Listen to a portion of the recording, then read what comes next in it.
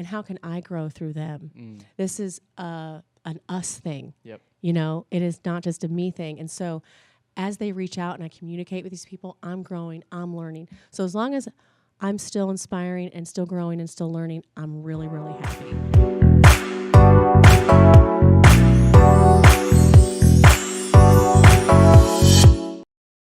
What is up? We're back. Novelty Voice, episode 12. We're here with Timnah Masariu. Wait, repeat so this. Sorry. close. Masariu. No. What is it? Masariu. Masariu. Yes. Masariu. Timnah Masariu. How are you doing today? I'm doing great. How are Right you? on. I'm great as well. We're here at 120 Collective, a podcast station here on Monument Circle in Indianapolis, Indiana. We're just about to dive into, Timnah's life. She is a blogger, big on social media, on Instagram specifically. Timnah, where are you from? I'm a Hoosier. I'm from Indy, born and raised here, and grew up on the south side and then moved over to Brownsburg where I graduated high school and went to college at IUPUI. And I kind of always knew I wanted to stay here and live in Indy, and I love the town of Zionsville. So now that's where I live. Awesome. Was it Greenwood, Southside, or where are you from, No, Southside? we were like, I went to Triton Central. Okay. Growing up, so Yeah. it's like southeastern. Mm-hmm. Yeah. That's actually where Wyatt, he was just in here. His dad owns the building. He goes to Triton. Oh, okay. We were just there for a basketball game the other day. But awesome. So what was your childhood like? Did you have any siblings? Were you an only child? Oh, man. How long do we have? Do we have a long time? Yeah, we do. As long as you want. My childhood, my parents got a divorce when I was like 3, and there were 4 of us. They remarried. They had more kids. So there are 8 other brothers and sisters. I'm one of 9. Oh, wow. I know how to share really well. But what's unique about my experience is I was the youngest when I lived with my mom. Then I left and moved in with my dad and moved to Brownsburg. And then I was the oldest.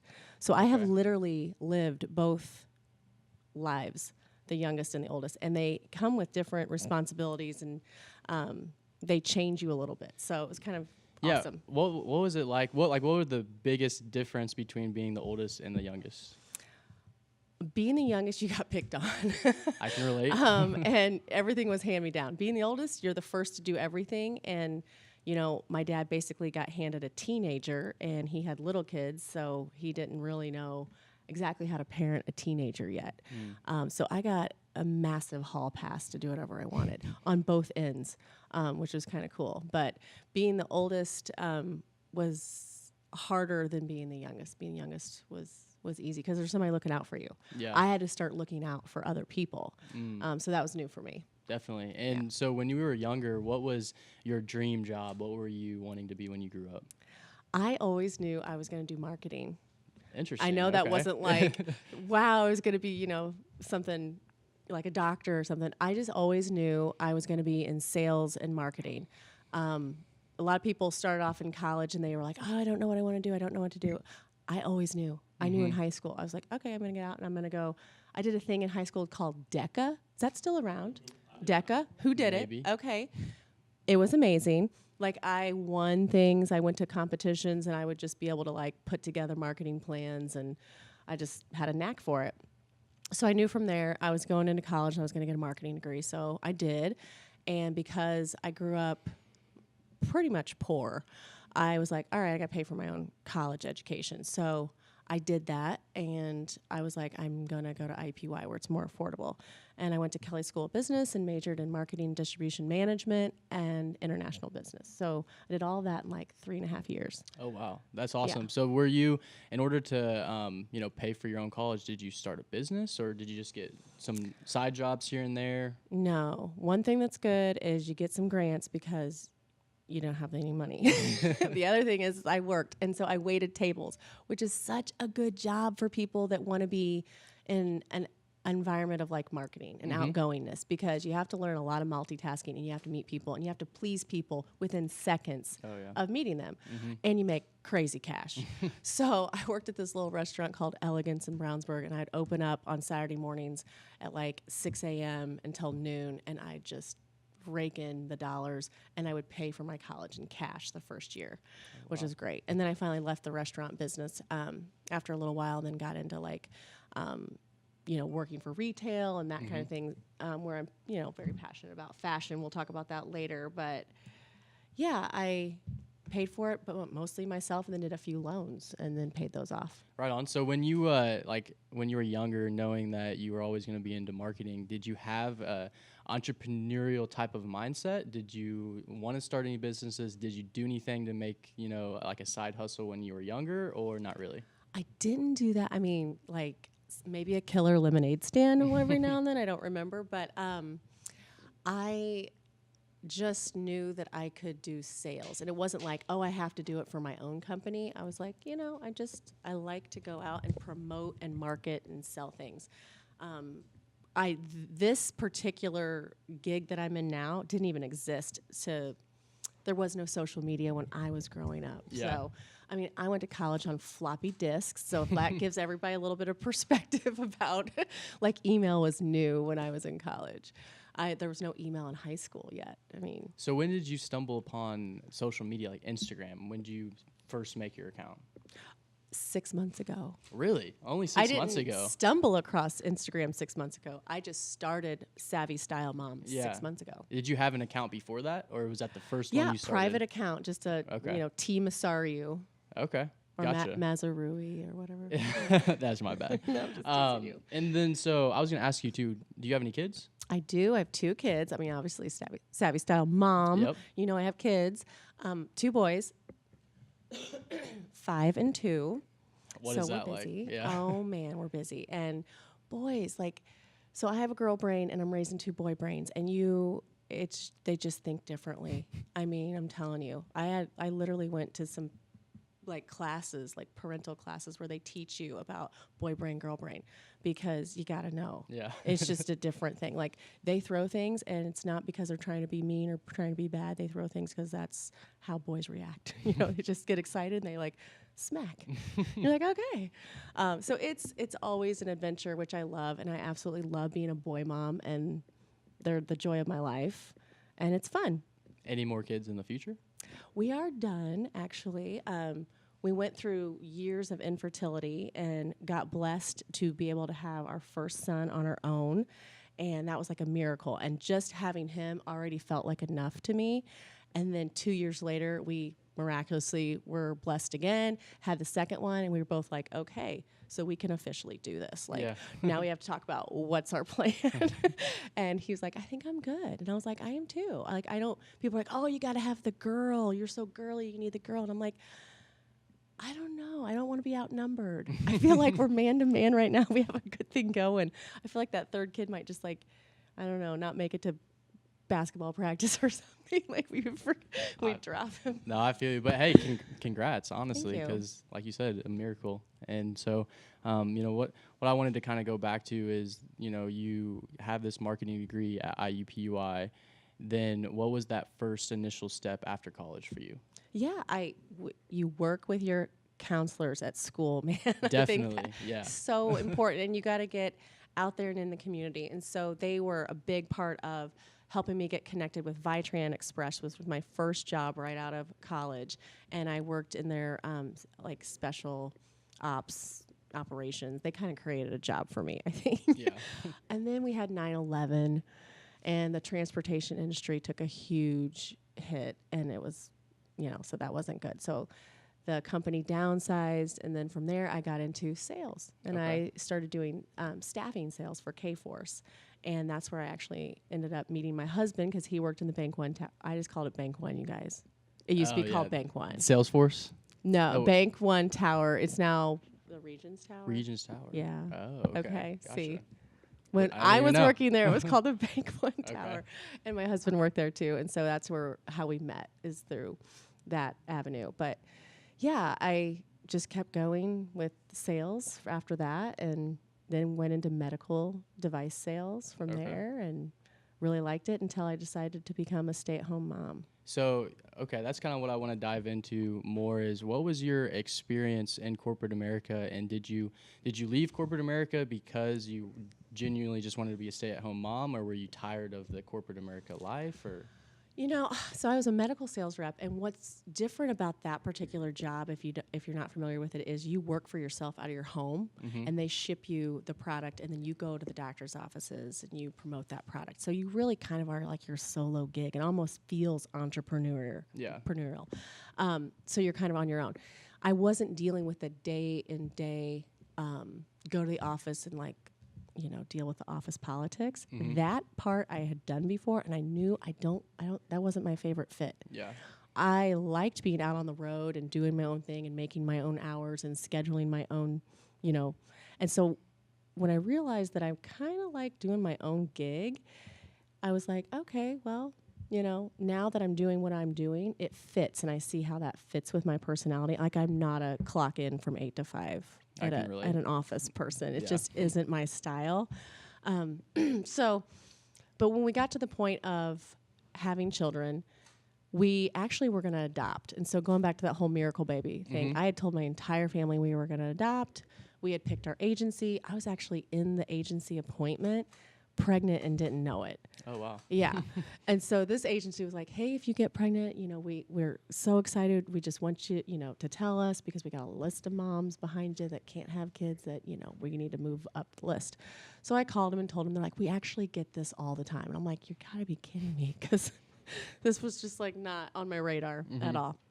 So anyway, I had already planned to leave my medical sales job and stay at home prior to even knowing I was pregnant, because I was going to start doing the adoption process. We could have gotten a baby in like a month. Okay. Like, so there was no ready. 9-month wait. Yeah. It was like, we could have a baby in a month. I got to be like ready to go. So, once I did find out, I went ahead and stayed on board through my second trimester, and then decided to build the nursery, get acclimated. I had to turn in a company car, buy the mom car, get the SUV, get the so just get all set up with that. So definitely. Yeah. And so when did you discover blogging? You started your Instagram page 6 months ago. So what made you be like, I'm going to try blogging? That is such a good question. So I think really what was going on is I've been out of the workforce now like 6 years, and like I said, I love to market, and I still have a lot of gifts and talents. And I was sitting in church, and the preacher for the last like 3 Sundays, the message was about using your gifts and talents that God gave you. And I love being a mom, and it is my first job, and it is the hardest job by far in the world. And I was like, but I still think I could do something else. Like, I want a little something more. And I'm not ready to go back to work. So how do I create something that is completely mine on my own time frame that allows me to use my marketing talents? And so this just kind of popped up in my head. And obviously I'm on Instagram. And obviously I'm following people. Yep. And then I'm kind of like, well, shoot, I have all these same clothes. I'm like, what? So I was talking to some of my friends at a birthday party, and I was like, I've been toying around this idea, and they were like, yes, you should do this. You'd be perfect at it. And I'm like, okay.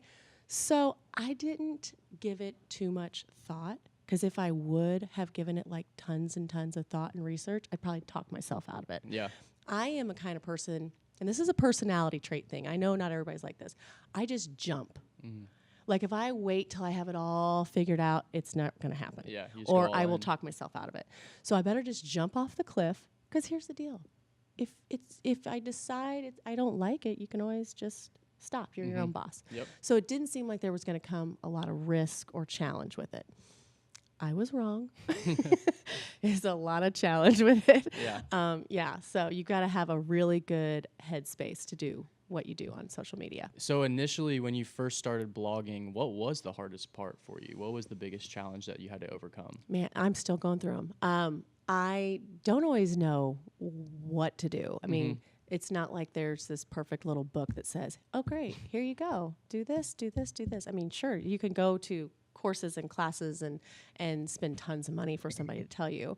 And I've looked into some of those and things too. And some of them I've tried, and I didn't get like any information out of it. Yeah. But it's really just the part that's the hardest is the vulnerability of putting yourself out there.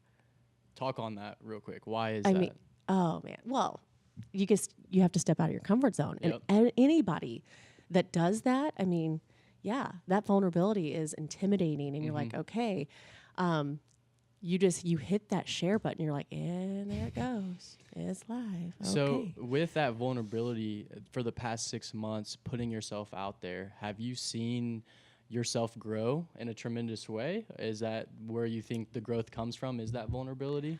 Yes. So I go back to this and I'm like, all right, felt like God was like calling on me, do something that is, you got to remember, I was a private account. Like I have never really put myself out there before. So this is so new to me. Yeah. And I'm like, all right, he's leading me down this path. What is it he wants from me? What's he trying to show me? Who does he want me to meet?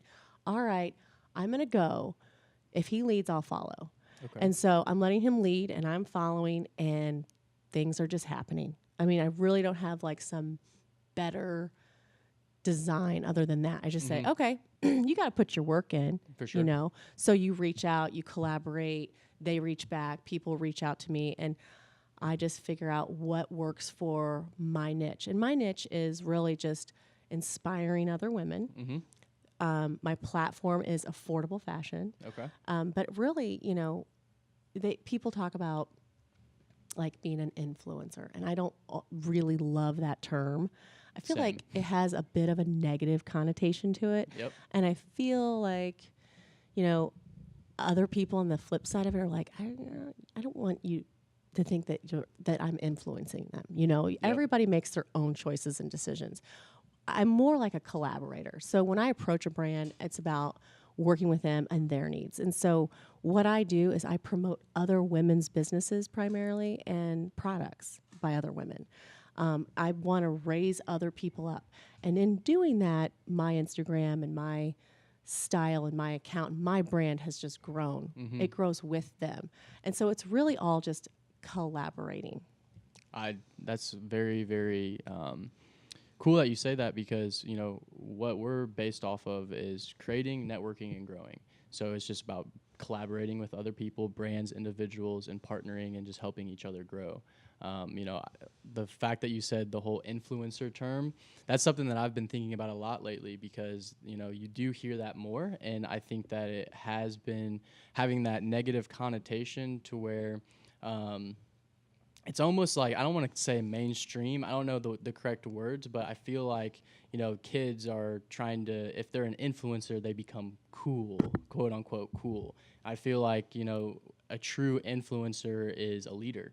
It's someone that pays a path, and motivates people more to buy a product, do whatever they're trying to get that person to do, but it's doing it in a genuine way. I feel like there's just a lot of people out there right now that are trying to become these influencers who think that it's all about making their Instagram look good and getting 10,000 followers, and then they're an influencer, which you and I both know that's not right at all. Right.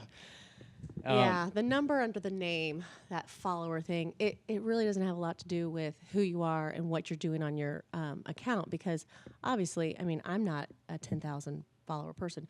However, there are people that you can just go buy that. Yeah, exactly. I mean, it's for sale. Yeah. But growing an organic audience of people that genuinely want to see what you're doing, that's inspiring. That is where the space I want to be in. How do you do that then? How are you building this organically? Is it all about just creating those relationships on social media? Absolutely. Relationships. It's just like what you guys do. I mean, this firsthand. It's going back to that, working with other people, reaching out to other people, because when you're promoting others, you just rise as well. And so that's really how I created that organically, was how can I help you? And I would just do a lot of really big ideas like you guys do around here. I was like, great, I want to get a bunch of women together. I'm going to have a sip and shop at my house. Once again, I just jump in without my plan, and then I create the plan after I'm like all in. And I'm going to get the reporters to come, and I'm going to put it in the paper, and we're going to put it all over social media, and we're going to raise money for the Ohana House for women that are, in need. And all about women, raise women up. Super fun, super successful, ton of work, way more work than I knew it was going to be. But I'm so happy I did it. I met so many women, I made so many relationships, and things just really started booming from there because I focused on others. And when you focus on others, you will grow. Once this becomes the Timnah show, it's going to shut down. This is not a Timnah show. So I don't like the term influencer too much. Blogger, if you want to call my Instagram feed a blog, I guess that's legit. I'm going to work on a blog down the road when there's a little more time because job number one is mommy, and we haven't found the time to write a whole bunch yet. But I'm just focusing on other people and how I can help them, and that's how it grows organically. I love it. And so going into blogging, you know, you had mentioned how your friends were like, oh, yeah, you should do that. So with your mentality going into it, was it more focused on, hey, I just want to collab and help people, or were you really doing it at first because you saw it as a way to create an extra source of income? Oh, gosh. So I never am going to approach my business as I need money. This is not like I make money at what I do. Yeah. But I do not approach anything that I accept to do, work with someone for what it gives me monetary wise. This again is my side hustle, if you will. And it is all about passion. It is all about helping in other people. And so the money side of it was not on the even radar of my brain. Yeah. It was literally like an outlet for mom, a way to use my gifts and talents, listening to God and saying, okay, I'm going to follow you. You're opening this door. Why are you opening this door? Obviously, you have people you want me to meet. So I just said, all right, I'm going to jump and I'm going to go, and I'll go wherever it takes me. And it's just taking me. Yeah. And I'm just going to keep going with that. If I start focusing on, well, I'm not getting paid for that, so I'm not going to do it. If I start making it all about money, I think I'll lose the original goal and the original intention of why I created Savvy Style Mom. Inspire other women through multiple avenues with a platform of affordable fashion. And I'm just going to keep going with it on that direction. It's not about the money. I love it. And that's what we've realized too, is as soon as you take that focus off of the money and put it on the other people, that's when the growth happens. That's when the genuine relationships happen. And it's really powerful. I don't know. It's just, especially like-minded women coming together, that's powerful within itself, going towards a definite purpose. So I really like what you're doing. I want you to, you know, keep going all in with everything. But I guess what I'm more curious about is because people blogging, it's such a generic term, I feel like nowadays. So what goes into a blog? If you're a blogger, what does that actually mean for people? And again, I'm still growing and learning in this avenue. And I think in 2019, we're going to see some things change actually in the quote unquote generic term blogger. For people that are on social media that are collaborating with brands and promoting brands, you're going to see a lot less of the super, you're still going to see some of it, but you're going to see a little less of the perfectly polished photography. Yeah. And we are really making a push more towards real life and realism photography. So you're going to see a lot more iPhone snapshots, real life, everyday stuff. People want to follow lifestyles. So within my brand, I work with some amazing fashion people, but I'm also working in the lines of makeup and hair and food and health and fitness and all of the things that encompass my life. And we might even see some avenues that start portraying more into the mom side of things with kids and kid collaborations and that kind of stuff. But we're looking at people and we're wanting to see behind the scenes. So behind the scenes and that real life is way more of what you're going to find from bloggers in 2019. Yeah, like who that person really is as an individual. Yeah, absolutely. I agree. And so I guess the next question I have for you then is there anyone on Instagram that you look up to that inspires you? There's like another blogger or just name a couple. Tons. Gosh, I mean, photography-wise, Olivia Rink is phenomenal. I mean, is she a local photographer here? No, she just moved to New York, but okay. Locally in Indiana, I hang out with a lot of these girls, and they're all wonderful. I love Kelly Baston with Big Hair Foodie Fair. I love Trendy and Indie is super kind and polite, and she's got great content, and she really goes more into this lifestyle thing besides just the fashion. I like Seersucker and Saddles because of the health and fitness stuff that she portrays, and she's a mom, and she does a really good job of like showing real life stuff and the mom life, and I'm like, yes, I love that. I appreciate that. So yeah, there's a ton of good ones in town. I could keep going. Karina Style Diaries. I like Kathleen Post. She's got a beautiful representation of a Instagram blog, and so yeah, I mean, there's tons here in town, but it's a saturated market if you haven't looked at fashion blogging. Well, what do you think sets you apart from that saturated market? You know, I got into this because I was looking through my feed, and it is so many young, beautiful, very small women. Every size 0 looks pretty good in a pair of jeans. I mean, it's pretty on point. But as a mom that just got finished having 2 babies, my body had changed, and I'm going, okay, great, but what's going to look good on a woman my age that's almost a size 8, you know? And so I decided that I was going to reach out to these boutiques, and how things really took off is I said, listen, I've been a long time customer, and now I'm into this side of it, and I want to be a promoter for your brand, and let's show people what it looks like. What is the average size that you sell in your pants? 6 and 8, baby, 6 and 8. There you go. And so who has the most buying money? My demographic. Yep. So extra disposable income to shop your brand comes from women my age. Well, great. Let's start showing women my age what it looks like to wear your brand. And they were like, yes, I need you to come over and model my stuff, and let's collaborate. Here's my stuff. And it just kind of happened like that because I was like, listen, this stuff is all really cute, but I'd order it and I'm like, it's too little. Yeah. So let's show women how to style themselves post baby and stay in the game and still be trendy when you're nearing 40 years old. So where did you say that all these people that you were reaching out to, obviously you have a marketing sales background, so you kind of approached them with that, but were they pretty did they pretty much understand like what you were saying as far as, you know, something that we run into a lot is talking to older business owners. They don't really understand the promoting on Instagram using, you know, the quote unquote influencers or anyone like that. So was it hard to get through to people, or were they just like, yes, let's go? As far as the fashion stuff, most of the ones I've reached out to are already on Instagram, so they already pretty much understood it. Makes sense. And I had way more yeses with my approach than I ever had nos. Nos were mainly just like, well, we're already working with someone, and we've got this lined up, and then they're going to plug me in later, so it's still on the table.